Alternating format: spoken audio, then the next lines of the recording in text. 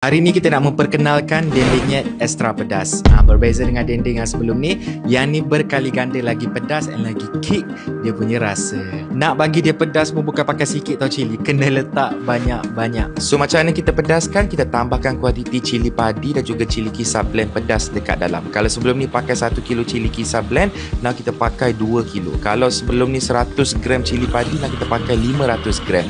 Itu contoh. Dekat kilang lain pula kiraan dia kena ikut saiz mesin apa semualah. Tapi kita buat ni dengan harapan dendeng sekarang jauh lagi pedas daripada yang original. By the way, just to be clear, ini bukan produk ketiga. Yang ni produk sampingan sahaja, and dendeng original pun masih tetap dijual seperti biasa. So kepedasan dia tu tak adalah sampai tak boleh makan. Kita buat just nice supaya bila korang makan dengan nasi putih ataupun dengan lauk pauk, dia rasa nak tambah lagi. Nak bawa pergi travel boleh, nak simpan makan dekat rumah pun boleh juga. Jadi kalau korang dah try dendeng original and rasa kurang pedas, kita harap korang suka version yang ni. Okay? So let me know kepedasan dia cukup ke tak. And nanti jangan lupa join kita punya grand launching. 40,000 paket akan dijual pada hari Rabu ni 7 Mei jam 9 malam live di TikTok Carol Amin. Thank you guys.